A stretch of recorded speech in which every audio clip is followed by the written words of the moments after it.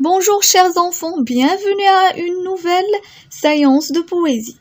Prenez le poème La Tour Eiffel, page 89 du cahier d'activité. Regardez bien l'illustration et dites-moi de quoi va parler le poème à partir du titre La Tour Eiffel et l'illustration. Très bien, le poème va parler de la Tour Eiffel. Qui est le poète?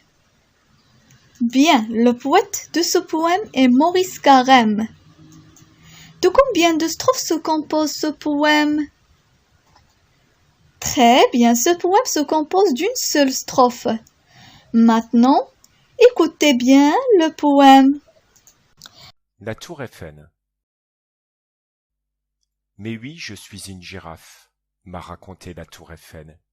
Et si ma tête est dans le ciel, c'est pour mieux brouter les nuages, car ils me rendent éternel. Mais j'ai 4 pieds bien assis dans une courbe de la Seine. On ne s'ennuie pas à Paris.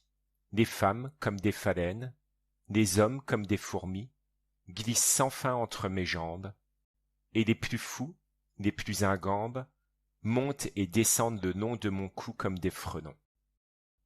La nuit, je lèche les étoiles. Et si l'on m'aperçoit de loin, c'est que très souvent j'en avale une sans avoir l'air de rien. Maurice Carême. Après avoir écouté le poème, dites-moi, qui prend la parole dans ce poème? Très bien, c'est la Tour Eiffel qui prend la parole. Mais à qui parle-t-elle? Bravo, elle parle au poète. Et de quoi parle-t-elle? Très bien, elle parle d'elle et de sa vie à Paris et des personnes qui les entourent. La Tour Eiffel dit qu'elle est une girafe.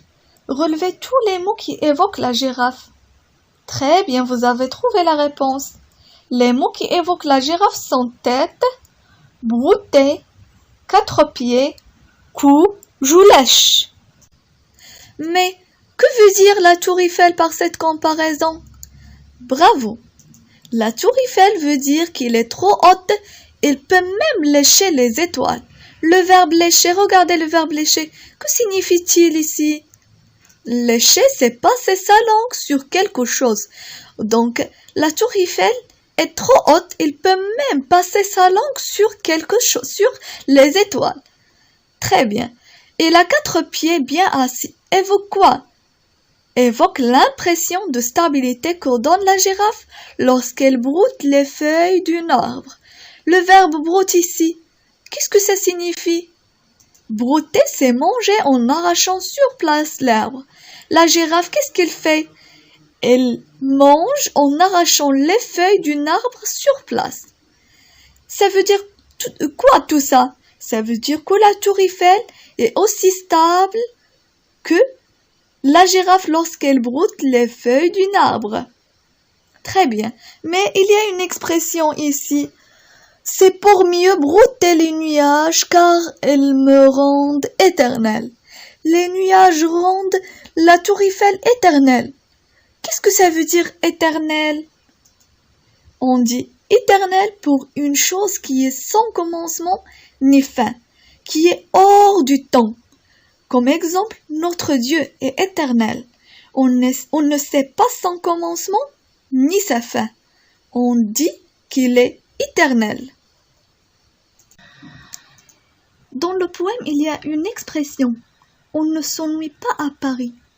Dites-moi ce que ça signifie. Très bien, mes chers. C'est-à-dire, il y a toujours des choses à faire qui occupent tout notre temps. On n'a pas le temps pour s'ennuyer. On a toujours des activités à faire qui occupent tout notre temps. Pour parler des humains, la Tour Eiffel a choisi des animaux. Pouvez me dire lesquels? Très bien, il y a des phalènes. Qu'est-ce que ça veut dire des phalènes? Ce sont des papillons de nuit. Il y a aussi des fourmis. Il y a aussi des frelons. Ce sont des insectes sociaux de la famille Vespida. Dites-moi pourquoi la Tour Eiffel a choisi ces animaux?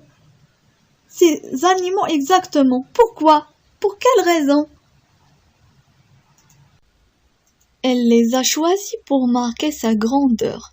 Les humains sont trop petits par rapport à elle. Elle, il est grande, il est haute, mais les humains sont trop petits. Très bien. On voit la tour Eiffel de loin la nuit.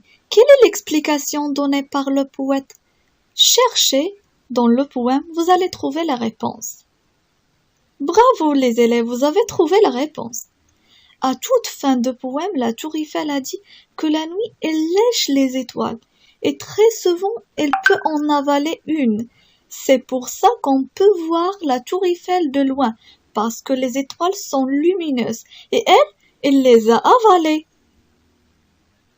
Très bien. Et voilà, chers élèves, notre séance de poésie est terminée. Écrivez le poème sur le cahier de poésie tout en soignant l'écriture, avec la référence à la fin, et ainsi que les mots difficiles. N'oubliez pas d'apprendre le poème. Apprenez bien le poème. Merci, au revoir.